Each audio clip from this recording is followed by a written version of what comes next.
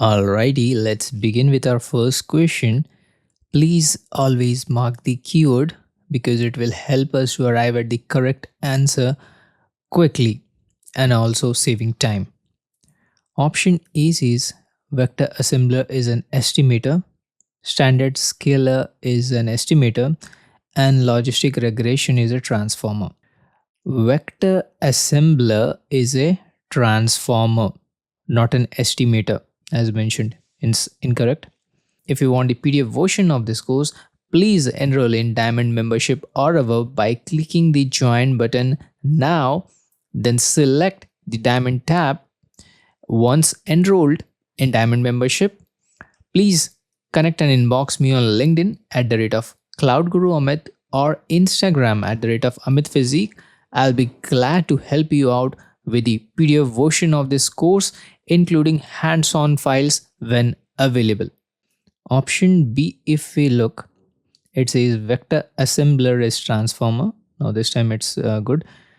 Standard scaler is a transformer and logistic regression is an estimator. Standard scaler requires fitting, so it is an estimator, not a transformer. Therefore, wrong answer. Option C, if we look, it says vector assembler is a transformer, standard scaler is an estimator, and logistic regression is an estimator. Looks good because vector assembler transform columns without fitting, while standard scaler and logistic regression requires fitting, so both are estimators. That being said, option C is the right answer. Let's bring the heat to the snow.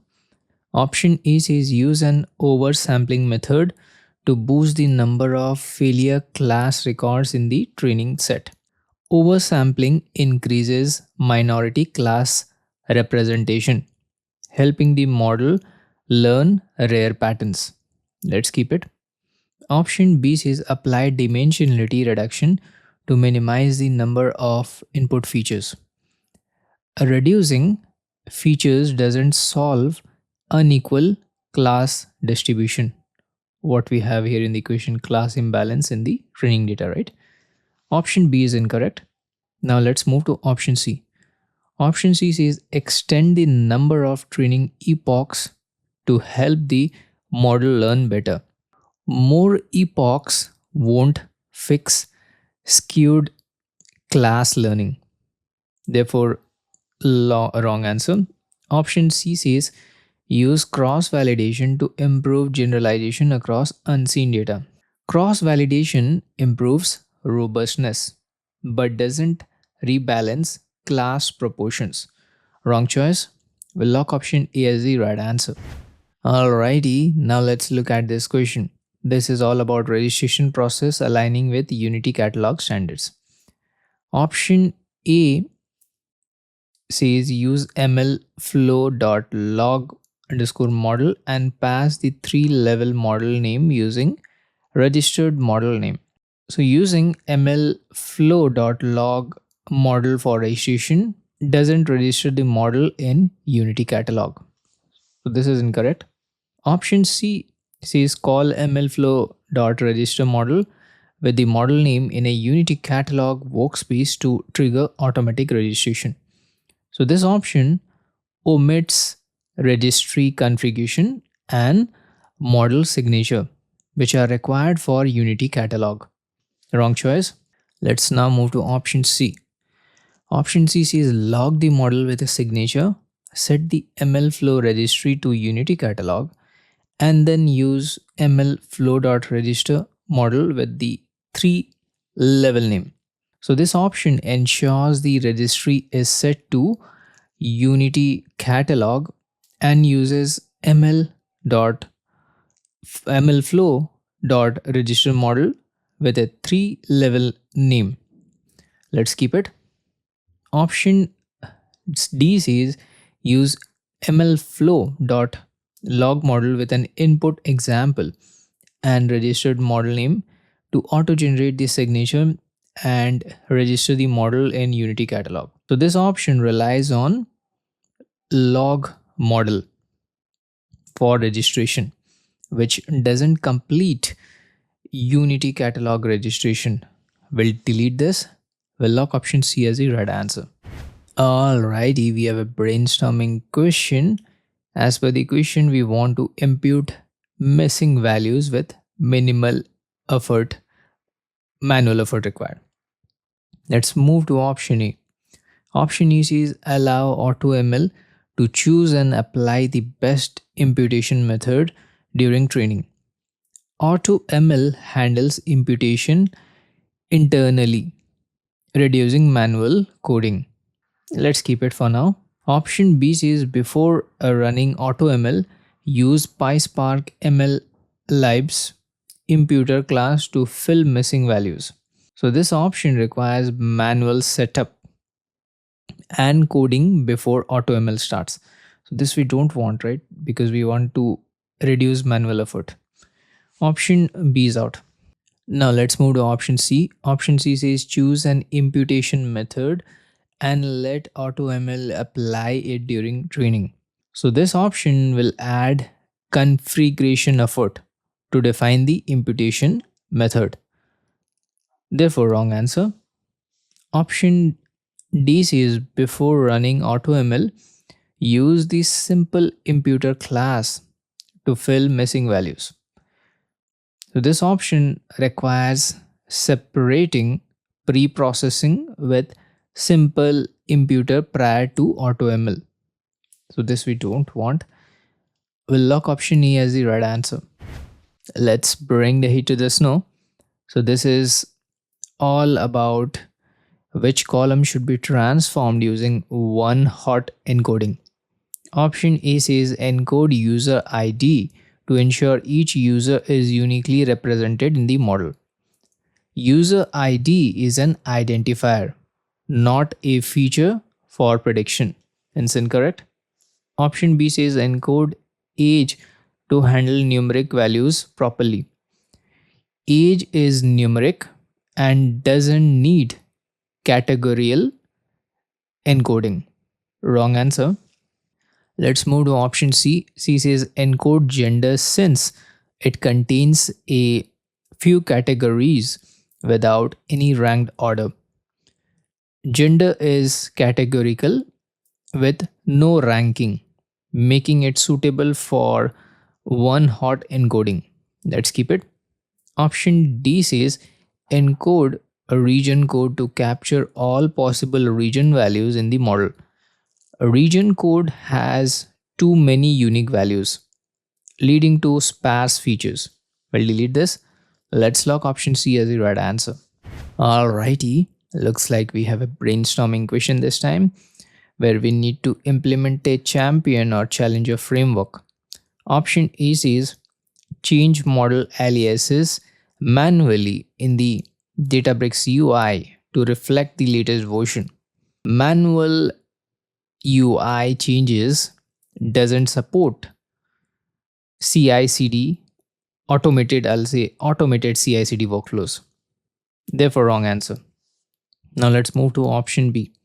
B says use mlflow.client.set registered model alias to assign the champion alias used in deployment. Aliases allow automated switching between champion and challenger models in CI/CD pipelines. Let's keep it. Now let's move to option C. Option C, if you look, says set the challenger model version to the highest available version number. Using version numbers doesn't guarantee performance-based selection. Wrong choice. Let's move to option D.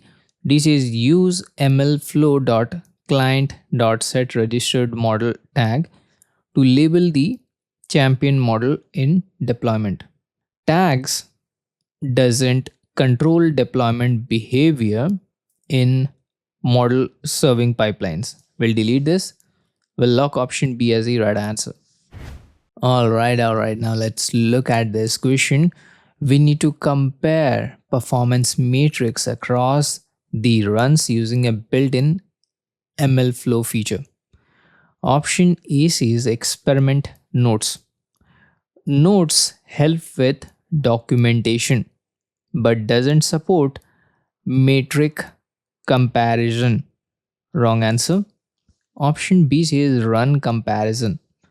Run comparison enables side by side metric evaluation across multiple model runs.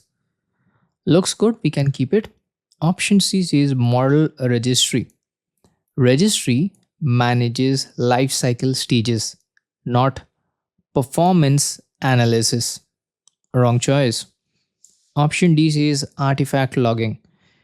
Artifact store outputs but doesn't display comparative matrix. Wrong choice. Will lock option B run comparison as the right answer? Okay, now let's look at this question. Option A says model auditing. Auditing tracks actions but doesn't reveal dataset origins. Incorrect. Option B says data lineage. Data lineage links models to the training datasets, enabling traceability across teams. Looks good. We can keep it for now. Option C says centralized access control. Access control manages permissions, not data traceability. Wrong choice. Option D says chronological model lineage. Chronological lineage shows version order, not dataset history. Wrong answer. I will lock option B, data lineage, as the correct choice. Alright, now let's look at this. This is all about PII standards. Option A says provide model name, version, and tag value. Version is not required for tagging the registered model. Therefore, wrong answer. Option B says provide model name, tag key, and tag value. The function requires model name, tag key, and tag value to apply the tag. Let's keep this. Now let's move to option C. C says provide model name and tag value. Missing the tag key, just like option B, which is required to define the label, right? So this option C is incomplete. Option D says provide model name, version, tag key, and tag value. Version is not a part of required parameters for this function. Therefore, wrong answer. Will lock option B, provide model name, tag key, and tag value as the right choice. Okay, now let's look at this. Option A says use online learning to adjust model weights and biases during prediction. Online learning updates model parameters, not feature access for prediction. A wrong answer. We'll move to now option B. B says access fresh features to make predictions on live user data. Online features store serve fresh data for real-time predictions. Looks good. We can keep it for now. Now let's move to option C. C says train a model using historical online data for individual users. Historical data supports training, not live prediction. Therefore, wrong answer. We'll move to now option D. D says track model performance metrics as predictions are made. Monitoring tracks performance but doesn't supply features for prediction. We'll delete this. We'll lock option B as the right answer. If you want the PDF version of this course, please enroll in Diamond membership or above by clicking the join button now, then select the Diamond tab. Once enrolled in Diamond membership, please connect and inbox me on LinkedIn at the rate of Cloud Guru Amit or Instagram at the rate of Amit Physique. I'll be glad to help you out with the PDF version of this course, including hands-on files when available. Thank you so much for watching this video. Let's meet in next part.